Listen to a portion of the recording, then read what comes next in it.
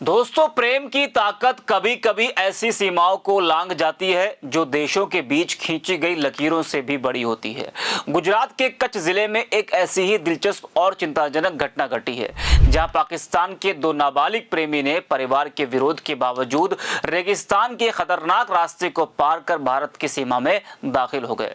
वे करीब 40 किलोमीटर अंदर तक पहुंच चुके थे जब सतर्क ग्रामीणों ने उन्हें पकड़ लिया। यह घटना न सिर्फ एक रोमांटिक कहानी की तरह लगती है, बल्कि भारत पाकिस्तान सीमा की सुरक्षा व्यवस्था पर भी गंभीर सवाल खड़े करती है।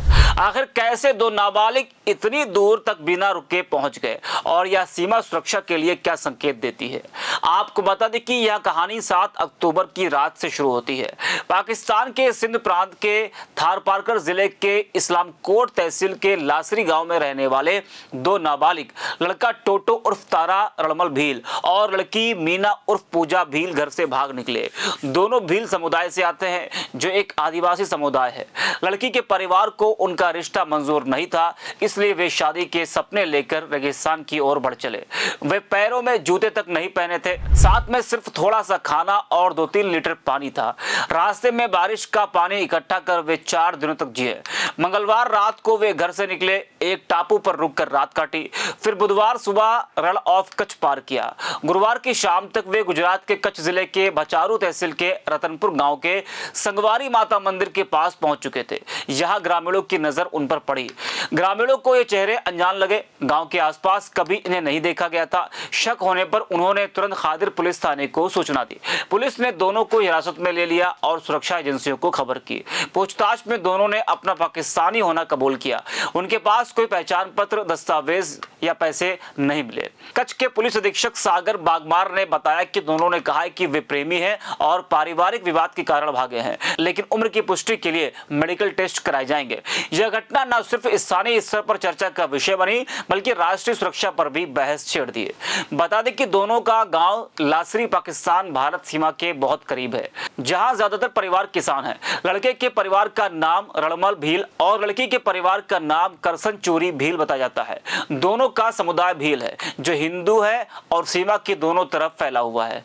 पूछताछ में लड़के ने बताया कि हम शादी करना चाहते हैं, लेकिन लड़की के माता पिता तैयार नहीं थे, इसलिए हम भारत आ गए, जहां हमें शांति मिलेगी। उनके गांव में क्रॉस बॉर्डर रिश्ते आम हैं, क्योंकि विभाजन के समय कई परिवार बढ़ गए थे, लेकिन अवैध तरीके से सीमा पार करना कठिन है।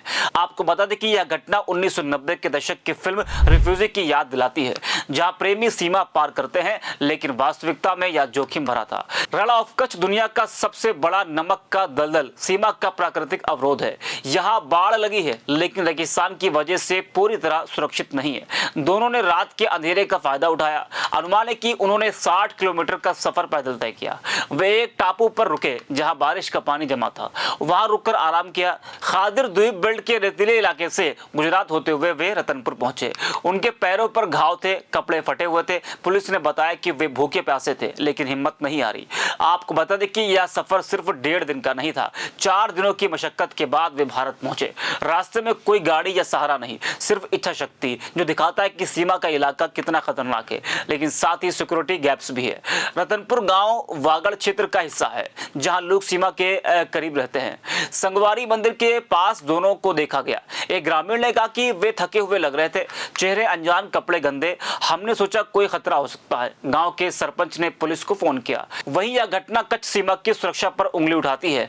कच्छ की 230 किलोमीटर लंबी सीमा में बाढ़ है, लेकिन रेगिस्तान और दलदल से पूरी कवरेज मुश्किल है।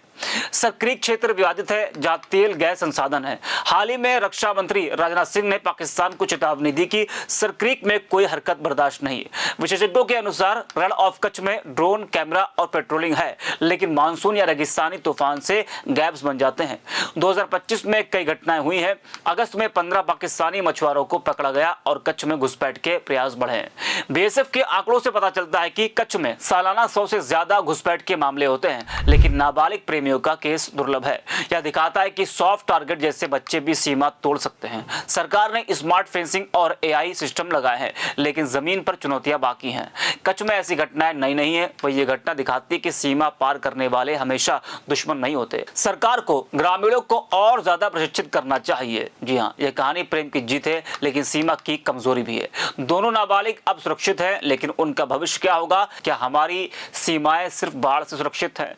वहीं इस खबर पर आपकी राय क्या है, कमेंट करके बताइएगा। फिलहाल के लिए इस खबर में इतना ही। आप देखते रहिए 4PM गुजरात।